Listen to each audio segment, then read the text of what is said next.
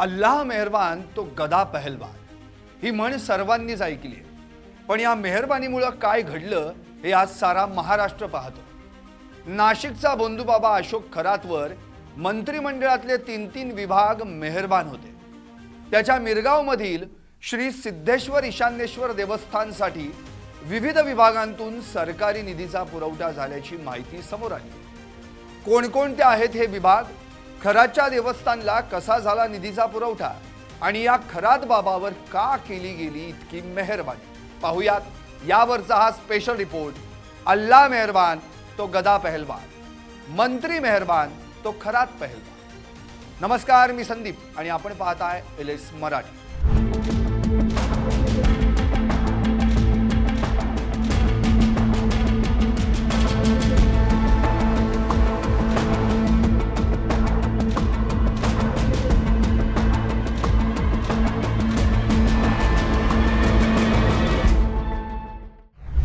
खरातच्या मिरगाव येथील श्री सिद्धेश्वर ईशान्येश्वर देवस्थानसाठी विविध विभागांमधून सलग वेळोवेळी सरकारी निधी मंजूर होत गेल्याची माहिती समोर आली. त्यामुळे निधी वाटपाची निर्णय प्रक्रिया, निधी वाटपाबाबतचे निकष या गोष्टींना काही अर्थ उरलाय की नाही असा सवाल उपस्थित होऊ लागलाय. अगदी सुरुवातीला खरातच्या देवस्थानला नाशिक पर्यटन विकास योजनेतून कोट्यवधीचा निधी मंजूर झाल्याची बातमी आली. या देवस्थान परिसरात सभामंडप, भक्तनिवास, प्रसाधनगृह, पार्किंग आदी सोयी सुविधांसाठी पर्यटन विभागाकडून 1,05,00,000 रुपयांच्या विविध विकास कामांना मंजुरी देण्यात आली होती.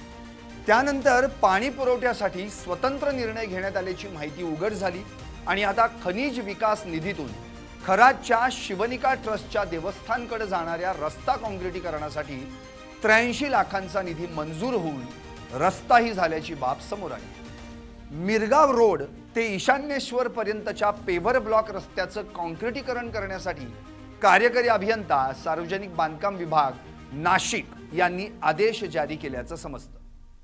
मला एक प्रश्न पडतो की एकाच धार्मिक संस्थेसाठी इतक्या मोठ्या प्रमाणावर निधी मंजूर होतोच कसा आणि तो का केला जातो? एकीकडे नाशिक जिल्ह्यातल्या अनेक गावांमधील मूलभूत सुविधांसाठी निधी मिळेना आणि दुसरीकडे या एकाच संस्थेला सातत्यानं निधी पुरवण्याबाबत ही मेहरबानी का?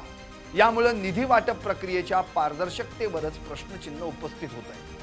या भोंदूखराच्या देवस्थान विकासासाठी तयार करण्यात आलेल्या अंदाजपत्रकावर एक नजर टाकूयात ग्राफिक्सच्या माध्यमातून. खरातच्या देवस्थान विकासासाठीचं अंदाजपत्रक. शेडसाठी दाखवण्यात आलेला खर्च 50,77,000 रुपये. महिला पुरुष प्रसाधनगृहासाठी दाखवण्यात आलेला खर्च 22,51,000 रुपये.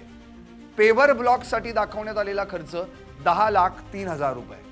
GST आणि इतर खर्चासह हा अंदाज जवळपास 96,66,000 रुपयांपर्यंत. रस्ता काँक्रिटीकरणासाठी स्वतंत्र 83,18,461 रुपयांचा निधी मंजूर.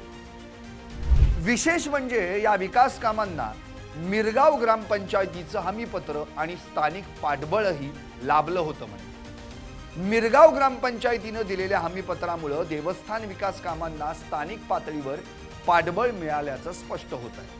या हमीपत्रात सभामंडप, टॉयलेट ब्लॉक, चेंजिंग रूम, भक्तनिवास, व्यावसायिक गाळे आणि पार्किंग यांसारख्या सोयी सुविधांची मागणी करण्यात आली होती.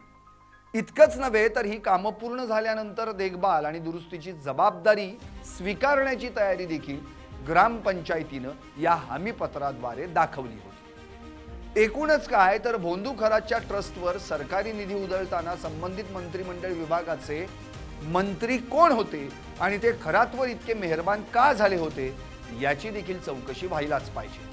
एका अयोग्य व्यक्तीवर मेहरबानी करणं किती महागात पडू शकतं हे खरात प्रकरणावरून समोर आलं. भविष्यात अशी प्रकरणं घडू नयेत यासाठी पावलं उचलणं गरजेचं आहे. नाहीतर वर्षानुवर्षे चालत आलेली ही म्हण यापुढेही अशीच वर्षानुवर्षे चालत राहील. अल्लाह मेहरबान तो गदा पहलवान. तुम्हाला काय वाटतं? व्हा व्यक्त आणि पाहत रहा LS मराठी. फक्त